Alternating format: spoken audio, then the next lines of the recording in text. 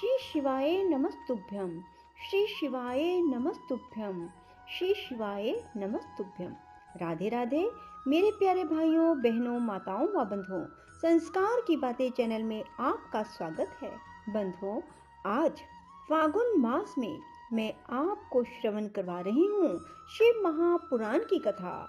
बंधुओं, शिव पुराण की कथा को पूर्ण विश्वास और भक्ति के साथ जो मनुष्य भी फागुन मास में सुनते हैं, भगवान शिव उनकी सभी मनोकामनाएं शीघ्र पूरी कर देते हैं। बंधुओं, यदि आपने YouTube चैनल संस्कार की बातें अब तक सब्सक्राइब नहीं किया तो जरूर करें और बेल आइकन दबाना ना भूलें, ताकि आपको हमारी आने वाली सभी वीडियोस की जानकारी सबसे पहले हो सके। बोलो शिव शंकर भोलेनाथ की जय हो। ब्रह्मा जी कहते हैं, नारद, भगवान विष्णु का यह वचन सुनकर दक्ष चिंता में डूब गए। उनके चेहरे का रंग उड़ गया और वे चुपचाप पृथ्वी पर खड़े रह गए। इसी समय भगवान रुद्र के भेजे हुए गणनायक वीरभद्र अपनी सेना के साथ यज्ञ स्थल में जा पहुँचे। वे सब के सब बड़े शूरवीर, निर्भय और रुद्र के समान ही पराक्रमी थे। भगवान शंकर की आज्ञा से आए हुए उन गणों की गणना असंभव थी। वे वीर शिरोमणि रुद्र सैनिक जोर जोर से सिंहनाद करने लगे। उनके उस महानाद से तीनों लोक गूंज उठे। आकाश धूल से ढक गया और दिशाएं अंधकार से आवृत हो गई।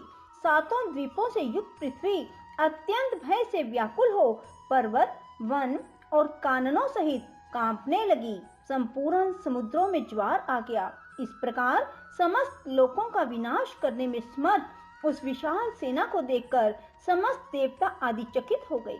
सेना के उद्योग को देख दक्ष के मुंह से खून निकल आया। वे अपनी स्त्री को साथ ले भगवान विष्णु के चरणों में दंड की भांति गिर पड़े और इस प्रकार बोले।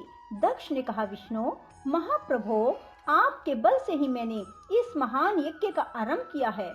सत्कर्म की सिद्धि के लिए आप ही प्रमाण माने गए। विष्णु, आप कर्मों के साक्षी और यज्ञों के प्रतिपालक हैं। महाप्रभो, आप वेदों, धर्म और ब्रह्मा जी के रक्षक हैं। अतः प्रभो, आपको मेरे इस यज्ञ की रक्षा करनी चाहिए, क्योंकि आप सबके प्रभु हैं।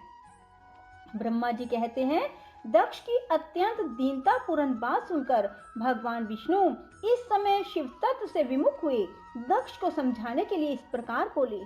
श्री विष्णु ने कहा, दक्ष, इसमें संदेह नहीं कि मुझे तुम्हारे यज्ञ की रक्षा करनी चाहिए, क्योंकि धर्म परिपालन विषयक जो मेरी सत्य प्रतिज्ञा है वह सर्वत्र विख्यात है। परंतु दक्ष, मैं जो कुछ कहता हूँ उसे तुम सुनो। इस समय अपनी क्रूरता पूर्ण बुद्धि को त्याग दो। देवताओं के क्षेत्र नैमिषारण्य में जो अद्भुत घटना घटित हुई थी, क्या तुम अपनी कुबुद्धि के कारण उसे भूल गए? यहाँ कौन भगवान रुद्र के कोप से तुम्हारी रक्षा करने में समर्थ है? दक्ष, तुम्हारी रक्षा किसको अभिमत नहीं है, परंतु जो तुम्हारी रक्षा करने को उद्यत होता है वह अपनी दुर्बुद्धि का ही परिचय देता है। दुर्मते, क्या कर्म है क्या अकर्म, इसे तुम नहीं समझ पा रहे हो। केवल कर्म ही कभी कुछ करने में समर्थ नहीं हो सकता। जिसके सहयोग से कर्म में कुछ करने की सामर्थ्य आती है उसी को तुम स्वकर्म समझो। भगवान शिव के बिना दूसरा कोई कर्म में कल्याण करने की शक्ति देने वाला नहीं है। जो शांत हो, ईश्वर में मन लगाकर उनकी भक्ति पूर्वक कार्य करता है, उसी को भगवान शिव तत्काल उस कर्म का फल देते हैं। जो मनुष्य केवल ज्ञान का सहारा ले अनिश्वरवादी हो जाते या ईश्वर को नहीं मानते हैं, वे शतकोटि कल्पों तक नरक में ही पड़े रहते हैं। फिर वे कर्म पाश में बंधे हुए जीव प्रत्येक जन्म में नरकों की यातना भोगते हैं, क्योंकि वे केवल सकाम कर्म के ही स्वरूप का आश्रय लेने वाले होते हैं। ये शत्रुमर्दन वीरभद्र जो यज्ञशाला के आंगन में आ पहुँचे हैं, भगवान रुद्र की क्रोध अग्नि से प्रकट हुए हैं। इस समय समस्त रुद्र गणों के नायक ये ही हैं। ये हम लोगों के विनाश के लिए आए हैं, इसमें संशय नहीं है। कोई भी कार्य क्यों ना हो, वस्तुतः इनके लिए कुछ भी अशक्य है ही नहीं। ये महान समर्थशाली वीरभद्र सब देवताओं को अवश्य जिलाकर ही शांत होंगे, इसमें संशय नहीं जान पड़ता। मैं भ्रम से महादेव जी की शपथ का उल्लंघन करके जो यहाँ ठहरा रहा, उसके कारण तुम्हारे साथ मुझे भी इस कष्ट का सामना करना ही पड़ेगा। भगवान विष्णु इस प्रकार कह ही रहे थे कि वीरभद्र के साथ शिव गणों की सेना का समुद्र उमड़ पड़ा। समस्त देवता आदि ने उसे देखा। ब्रह्मा जी कहते हैं, नारद, उस समय देवताओं के साथ शिव गणों का घोर युद्ध हुआ। उसमें सारे देवता पराजित हुए और भागने लगे। वे एक दूसरे का साथ छोड़कर स्वर्ग लोक में चले गए। उस समय केवल महाबली इंद्र आदि लोकपाल ही उस दारुण संग्राम में धैर्य धारण करके उत्सुकता पूर्वक खड़े रहे।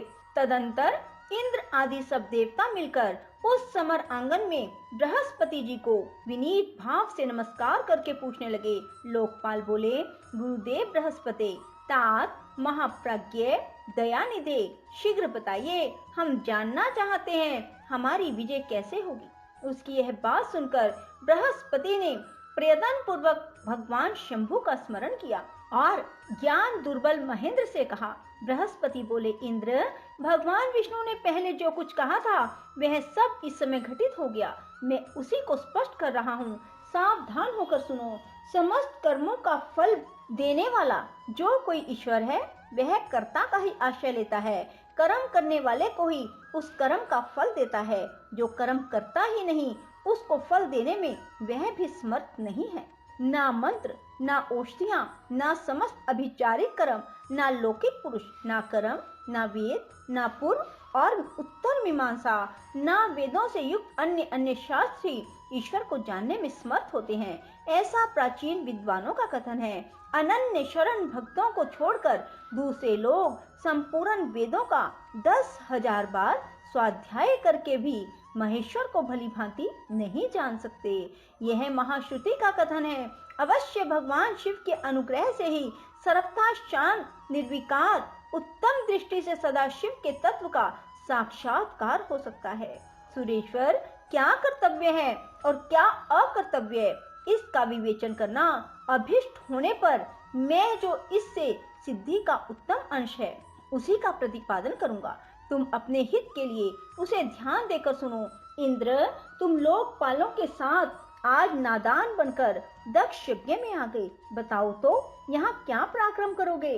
भगवान रुद्र जिनके सहायक हैं, ऐसे ये परम क्रोधी रुद्रगण इस यज्ञ में विघ्न डालने के लिए आए हैं और अपना काम पूरा करेंगे, इसमें संशय नहीं है। मैं सत्य सत्य कहता हूँ, इस यज्ञ के विघ्न का निवारण करने के लिए वस्तुतः तुम में से किसी के पास भी सर्वथा कोई उपाय नहीं है। बृहस्पति की ये बात सुनकर वे इंद्र सहित समस्त लोकपाल बड़ी चिंता में पड़ गए। तब महावीर रुद्रगणों से घिरे हुए वीरभद्र ने मन ही मन भगवान शंकर का स्मरण करके इंद्र आदि लोकपालों को डांटा और उसके पश्चात रुद्रगणों के नायक वीरभद्र ने रोष से भरकर तुरंत ही संपूर्ण देवताओं को तीखे बाणों से घायल कर दिया। उन बाणों की चोट खाकर इंद्र आदि समस्त सुरेश्वर भागते हुए 10 दिशाओं में चले गए। जब लोकपाल चले गए और देवता भाग खड़े हुए, तब वीरभद्र अपने गणों के साथ यज्ञशाला के समीप गए। उस समय वहां विद्यमान समस्त ऋषि अत्यंत भयभीत हो परमेश्वर श्री हरि से रक्षा की प्रार्थना के लिए सहसा नतमस्तक हो शीघ्र बोले, देव देव, रमानाथ, सर्वेश्वर, महाप्रभु, आप दक्ष के यज्ञ की रक्षा कीजिए। आप ही यज्ञ हैं, इसमें संशय नहीं है। यज्ञ आपका कर्म, रूप और अंग है। आप यज्ञ के रक्षक हैं, अतः दक्ष यज्ञ की रक्षा कीजिए। आपके सिवा दूसरा कोई इसका रक्षक नहीं है। शेष अगले अध्याय में। राधे राधे, जय श्री कृष्णा। बंधुओं, यदि आपको हमारी वीडियो पसंद आए तो इसे लाइक करें और शेयर भी जरूर करें। धन्यवाद।